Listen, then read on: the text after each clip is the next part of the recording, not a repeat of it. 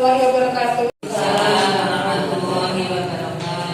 Terima kasih Bapak Ibu telah hadir menyempatkan waktu untuk waktu saya memaparkan. Saya sudah selesai selama 2 bulan pendidikan guru penggerak. Modul 1 sudah selesai. Ini adalah modul yang terakhir, di mana modul ini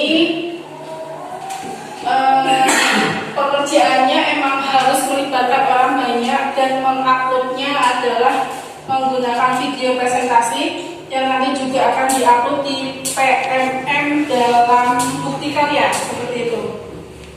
Modul 1.4 tentang budaya positif, menyebarkan pemahaman dan pengalaman penerapan budaya positif.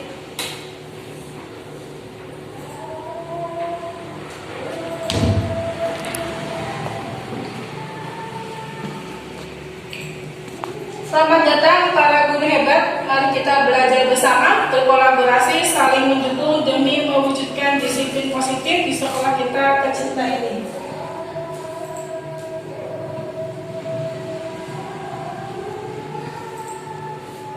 Konsep utama pada modul budaya positif itu 1. Perubahan paradigma belajar, disiplin positif. 3. Motivasi perilaku manusia. 4. Posisi kontrol restitusi. 5. Keyakinan kelas dan segitiga restitusi. Di mana segitiga restitusi ini materi yang baru yang pernah saya alami selama saya menjadi mengikuti guru penggerak ini.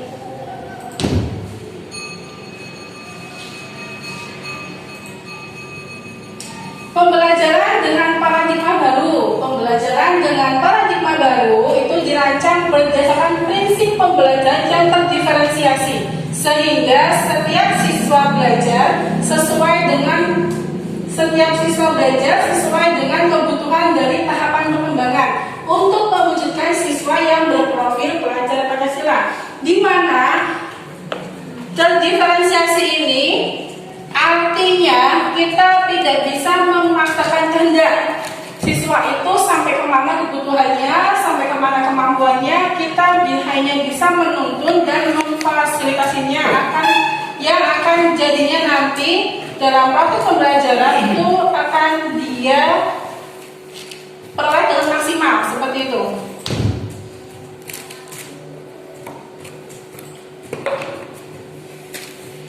Disiplin positif. Biasanya kata disiplin itu biasanya bertepatan dengan apa? Kalau pagi boleh tahu? Apa sih Pak disiplin itu Pak? Tepat waktu. Sebuah peraturan J. Di sini disiplin positif itu budaya. Maka kata disiplin melakukan sesuatu untuk mendapatkan kepatuhan. Kita cenderung menghubungkan kata disiplin dengan ketidaknyamanan. Kenapa? Karena disiplin ini suatu peraturan yang harus murid taati. Kalau murid tidak taat, maka itu akan mendapatkan hukuman, seperti itu. Kita sebagai pendidik harus menciptakan anak-anak yang memiliki disiplin diri, sehingga mereka bisa berperilaku dengan mengacu kepada nilai-nilai kebajikan universal. Nilai-nilai kebajikan universal itu seperti menghormati, menyayangi, dan masih banyak lagi ya Bapak Ibu. Kalau mau bertanya tentang kebajikan universal, nanti kita akan diskusi dengan waktu di lain waktu lagi. Kebajikan universal itu terdiri dari motivasi intrinsik, di mana motivasi ini lahir dari dalam diri kita tanpa paksaan. Jadi kita melakukan peraturan atau menjalankan peraturan itu memang kesadaran dari diri kita sendiri. Sedangkan ekstrinsik itu adalah sebuah dukungan dari luar, harus kita taati, seperti itu. Disiplin positif merupakan suatu cara penerapan disiplin yang bertujuan untuk menumbuhkan kesadaran serta memberdayakan anak untuk melakukan sesuatu tanpa ancaman maupun hukuman.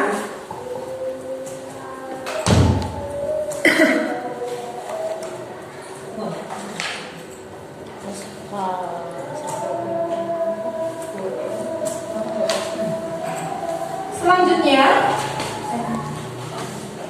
kebutuhan dasar manusia. Manusia itu mempunyai 5 kebutuhan dasar. 1. Bertahan hidup.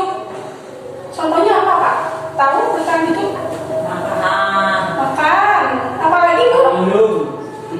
Minum. Bekerja ya. Tempat tinggal. Iya. Kasih sayang dan rasa diterima.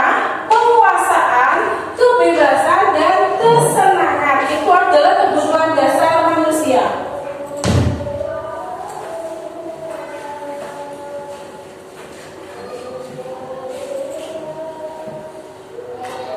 Motivasi. Ya, motivasi perilaku manusia. Motivasi perilaku manusia di sini itu ada 3 tahapan. Dalam 3 kelompok. 1. Untuk menghindari ketidaknyamanan. 2. Mendapat imbalan. 3. Menghindari ketidaknyamanan dan hukuman menjadikan murid melakukan dihindari karena takut dihukum. Contoh seperti ini, Bapak Ibu. Apabila si anak itu dapat mengerjakan matematika dengan nilai 90, terus sang guru mengatakan, kamu kalau dapat nilai 100, siapa yang dapat nilai 100 akan ibu kasih hadiah. Nah, itu sebuah motivasi yang tidak harus kita lakukan ternyata, Bapak Ibu. Itu adalah contoh mendapatkan imbalan. Seorang murid akan melakukan atau akan mengekspresikan kemampuannya hanya berdasarkan imbalan saja. Ternyata itu tidak boleh, Bapak Ibu. Jadi kalau mengasih reward atau mengasih hadiah apa, ternyata tidak diperbolehkan. Seperti itu.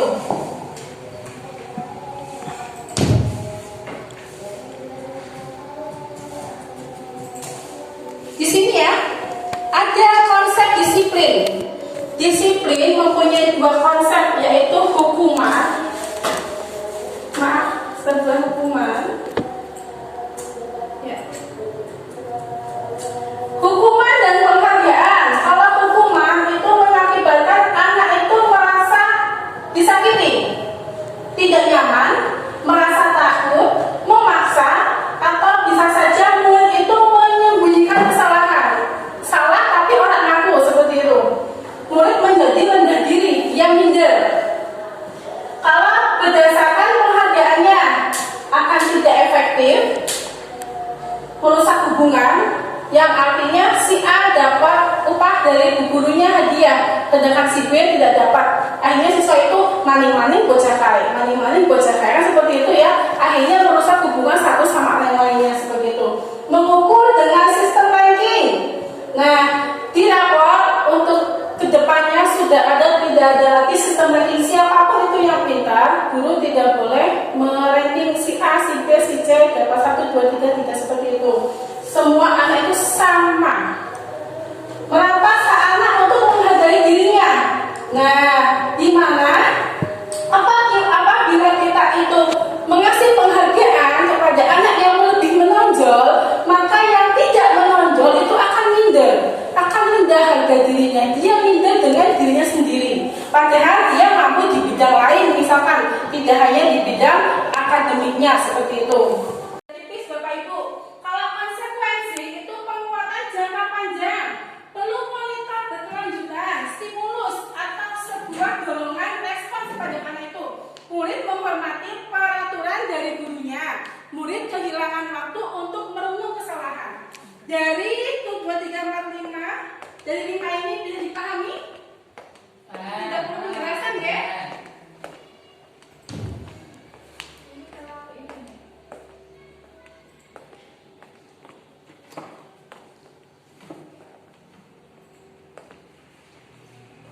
Restitusi itu bukan sebuah kesalahan, Bapak Ibu, namun sebuah belajar untuk belajar dari kesalahan. Restitusi itu murid agar bisa bertanggung jawab atas perilakunya, fokus pada pemecahan masalah dalam jangka panjang. Murid menghormati dirinya dan orang lain. Teori kontrol, yaitu mengontrol diri sendiri.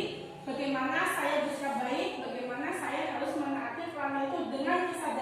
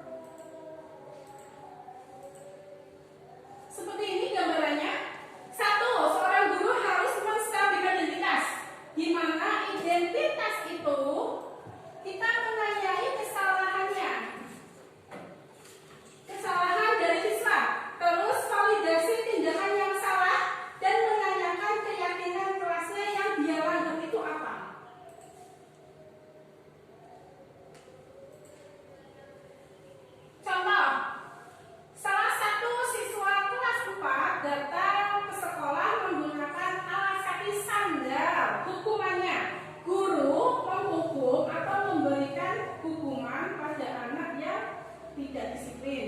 Konsekuensinya, guru menyuruh murid untuk pulang mengambil sepatu. Sedangkan restitusi yang dilakukan oleh seorang guru, guru menanyakan keyakinan kelas apa yang dia langgar.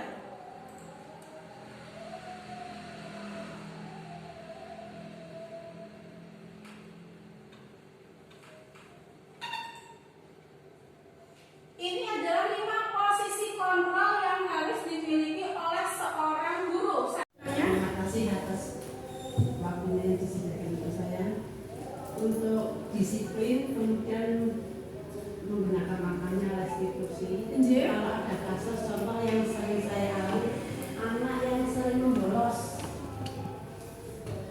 itu restitusi. Bagaimana? Iya. Iya. Kalau anak yang membolos, Bapak Ibu emang iya, tindakan restitusi itu tidak semata-mata harus dan langsung berhasil seketika itu juga.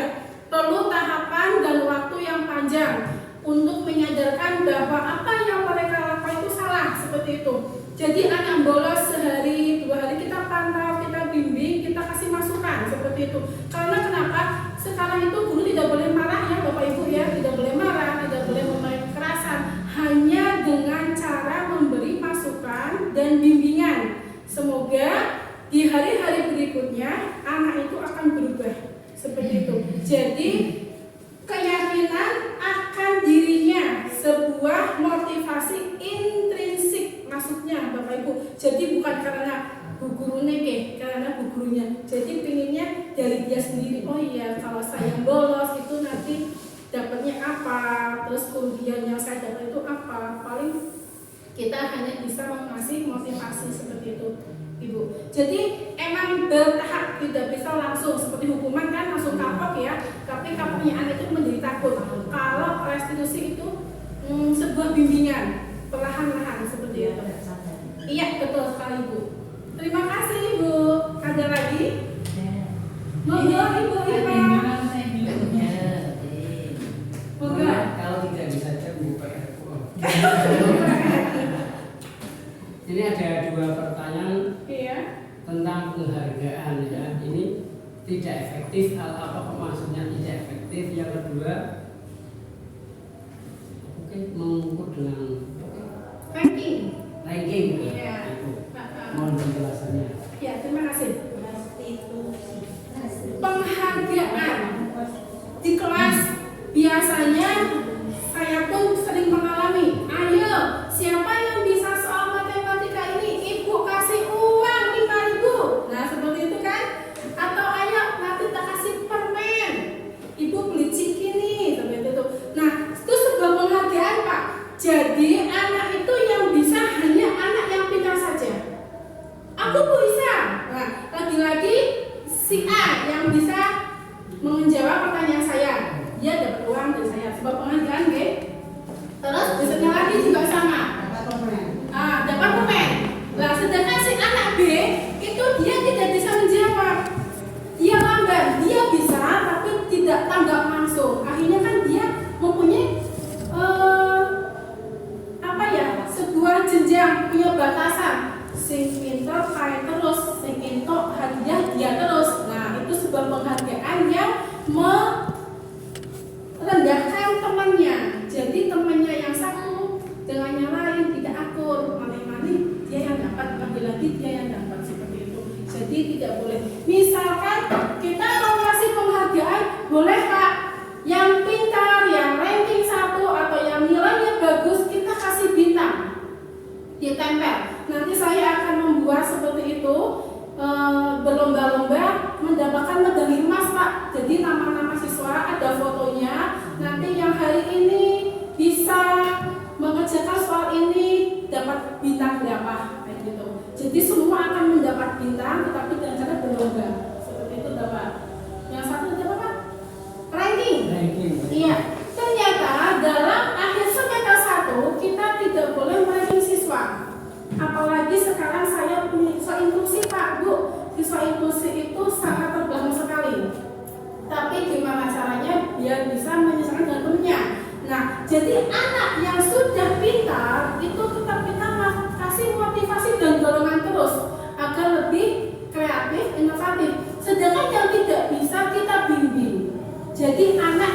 ada yang pintar, tidak ada yang bodoh. Semuanya sama sesuai dengan kemampuan mereka. Seperti itu, Bapak. Berarti tidak usah di dalam rapot tidak usah ditampilkan rilisan. Iya, betul. Ternyata lagi itu salah mematikan.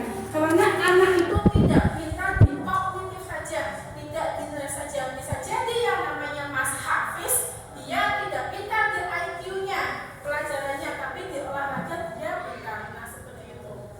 Jadi saling menghargai satu dengan yang lainnya.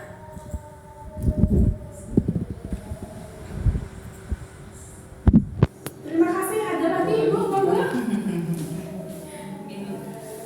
Terima kasih atas waktunya yang diberikan kepada saya. Bagus sekali pemaparan Bu Yayu sama Bu Mary. Ini yang saya tanyakan tidak hanya untuk Bu Mary saja. Ini karena materinya sama ya, diseminasi ini terkait tentang restitusi. Kalau saya lihat tadi restitusi itu berlakunya hanya guru dengan murid. Murid, ya. Nah, pertanyaan saya, restitusi itu apakah berlaku bagi murid dengan murid, bagi guru satu dengan guru yang lain, bagi kepala sekolah dengan guru, bagi guru dengan orang tua? Apakah berlaku? Ya, terima kasih Ibu. Ya. Untuk segitiga restitusi ini semua berlaku untuk warga sekolah sebetulnya Bapak Ibu. Tetapi saya lebih mudahnya itu memberikan contoh kegiatan restitusi yang saya lakukan ada kepada murid saya. Karena saya adalah cara gampangnya guru ya, jadi gampang lah gitu mencari. Oh iya, sebetulnya restitusi itu udah sering saya lakukan.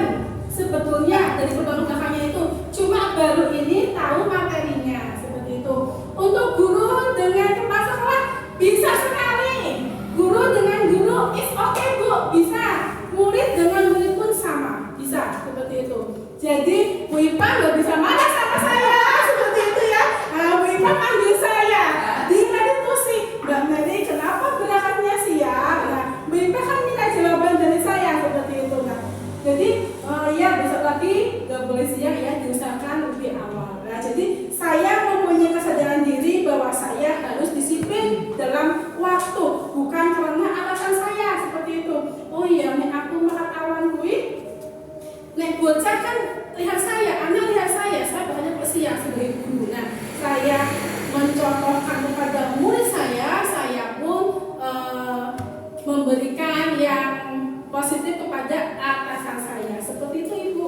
Berarti semua untuk warga sekolah sebetulnya. Terima kasih. Sampai. Cukup ya. Terima kasih. Terima kasih Bapak Ibu atas waktunya. Saya sangat senang sekali. Harus pakai helm. Ya. Tujuannya apa Bu? Pak? Selamat. Akan selamat. Kurang tidak. Benar akan selamat. Iya. Tidak ada yang lain. Meminimalisir deh. Nggak pernah bilang ya Pak ya? Hilang. Apa hilang sebetulnya? Iya. Mengapa berkendara motor harus memakai helm? Itu sebuah keyakinan kita. Iya, karena dengan memakai helm kita akan terhindar dari kecelakaan misalkan seperti apa gitu ya. Sebuah keyakinan itu namanya keyakinan. Mengapa kita harus cuci tangan dan menggunakan masker? Kenapa? Kalau dulu takut kena corona ya. Kalau sekarang Menghindari polusi. iya, untuk menghindari debu. Sehat. Ah iya, betul. Itu sebuah keyakinan namanya Z. Saya contohkan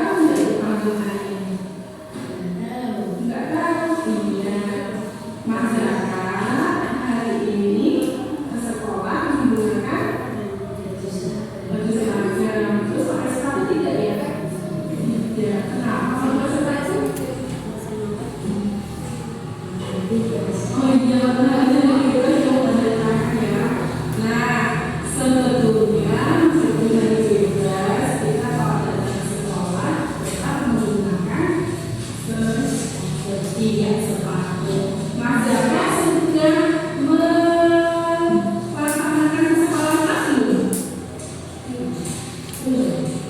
Kesepakatan yang mana yang belum Mas Jaka laksanakan? Menaati peraturan apa sih peraturannya?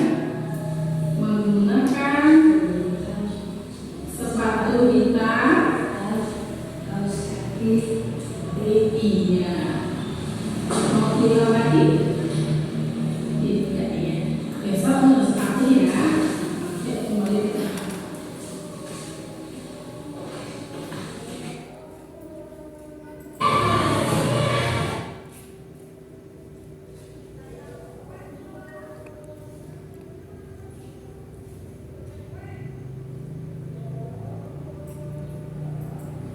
Itu adalah contoh kegiatan atau